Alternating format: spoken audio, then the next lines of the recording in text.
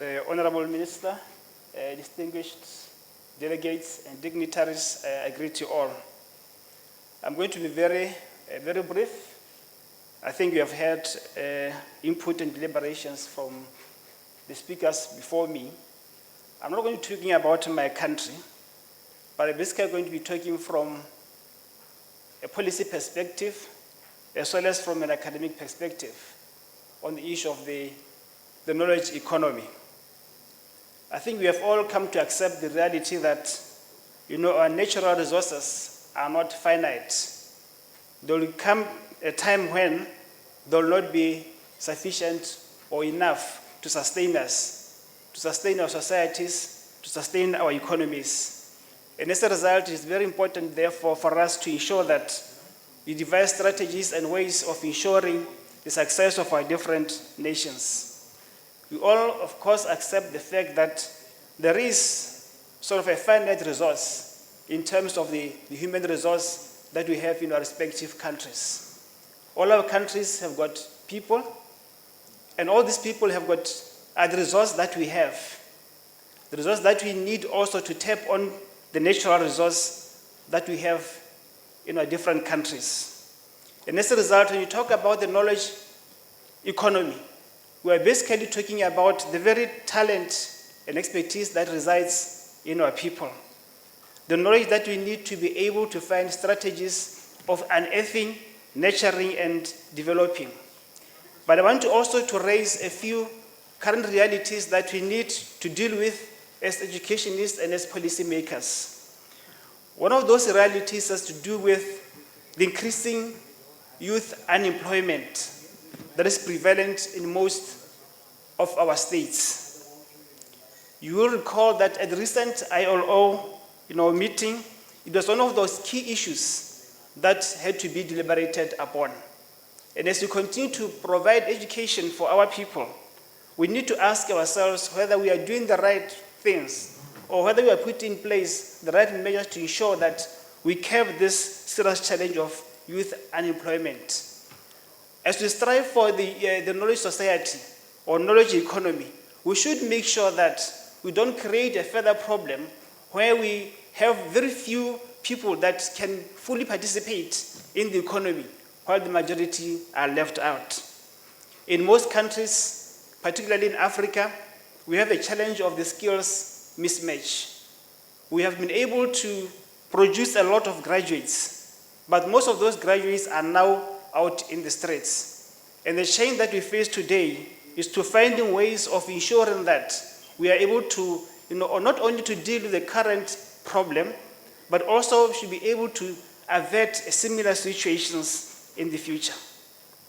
And also, as we continue to look at the issue of the knowledge, economy, we need to ask ourselves, are we also addressing the issue of poverty in our respective nations? We are not far from the end of our targets for the Millennium Development Goals, where we have committed ourselves to eradicating abject poverty. But have we put in place the measures and the strategies within our education system, within our training and skills development, to ensure that poverty is eradicated? We have the challenge of diseases across our different nations. And again, as we strive for this new epoch of the knowledge society, are we addressing the issue of diseases that continue to trouble our people? There is, of course, the issue of the environment, environmental sustainability, and sustainability of our different economies. One of the challenges that we face as human beings is that we often do things in extremes. And we need to guard against the knowledge society that will not be able to sustain us in the future. And when you talk about the knowledge society, how are we going to be able to judge that indeed we are successful in our respective communities?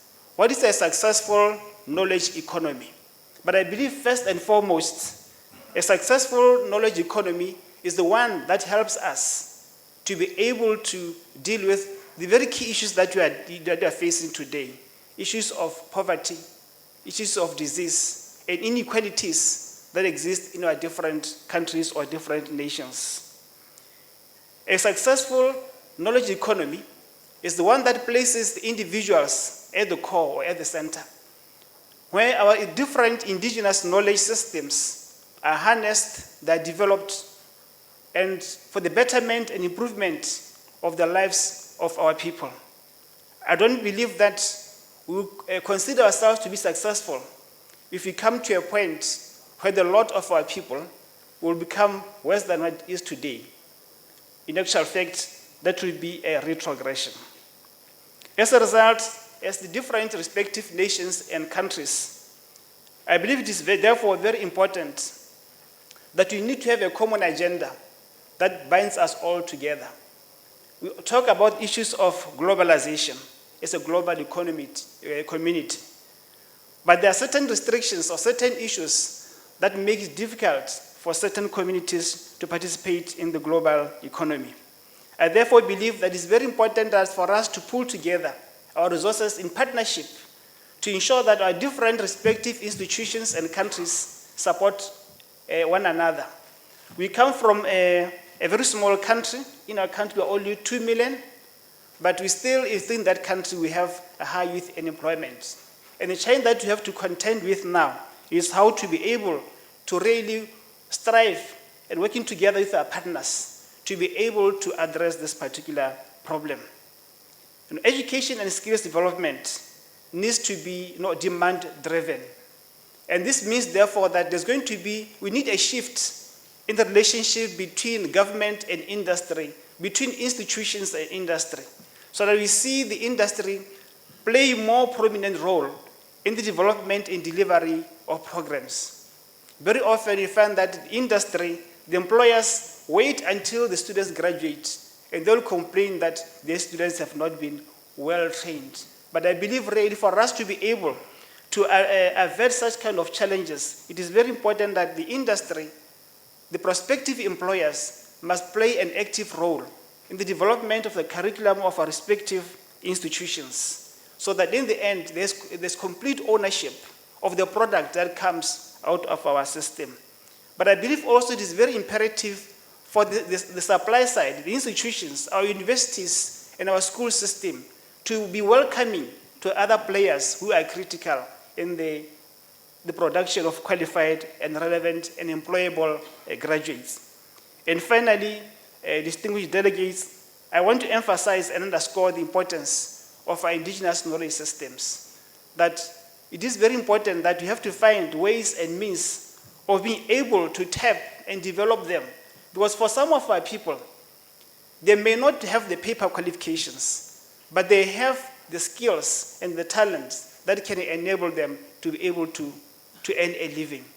And it's up to us as policymakers, it's up to us as academic leaders to ensure how we make space available for those people. One of the critical things that is going to become very important in this era is the issue of open and distance education. We need to be able to create a widened access to education for our people in the different parts of the globe. And the beauty of it is that this technology, there are no borders. We are able today in Botswana to access, through partnership with some of Indian universities, some programs that are offered in this country. And we believe that we need to see more opening of more partnerships and more collaboration in different areas. It is also equally very important that the issue of recognition of prior learning was going to become paramount, particularly in the area of skills development and indigenous knowledge. It's not only formal learning that matters most, but for some of our people, we need to recognize the learning, the special skills that they have, and also to reward them accordingly. With those few remarks, I thank you, Director of Ceremony.